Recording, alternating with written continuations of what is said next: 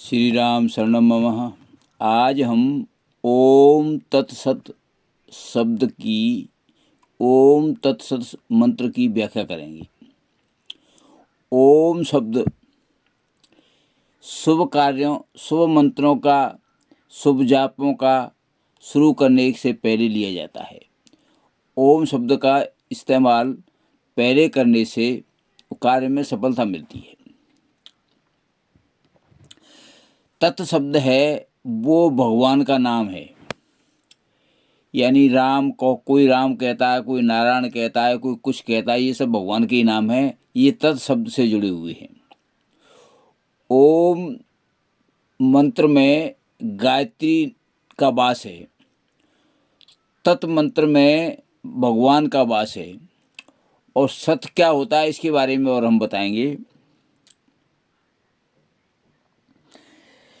जीविका के लिए, व्यवसाय के लिए, खेती आदि कार्य एवं खाना पीना सोना चलना आदि लौकिक कार्य हैं। इन कार्यों में परमात्मा का नाम लेकर शुरू करना चाहिए।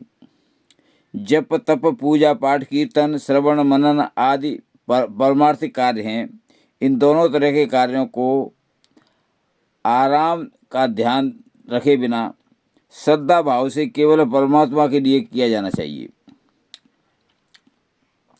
यदि कार्य को परमात्मा की प्रसन्नता के लिए करेंगे तो वह देवीय संपदा हो जाती है, जो मुक्ति देने वाली होती है। जैसे मिट्टी का बर्तन अग्नि में रख दिया जाए तो वह बर्तन अग्नि की तरह लाल हो जाता है। उसी प्रकार समस्त कार्य भगवान की खुशी के लिए किए जाएं तो समस्त कार्य परमात्मा का स्वरूप बन जाते हैं।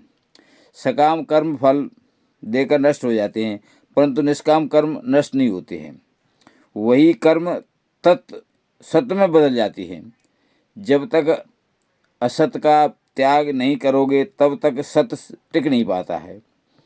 असत के त्यागने पर परमात्मा के लिए किए गए छोटे से छोटा कार्य सत बन जाता है।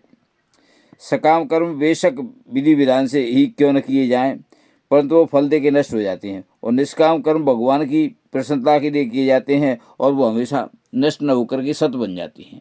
इस तरह से हरि ओम तत्सत का व्याख्या की गई है। धन्यवाद।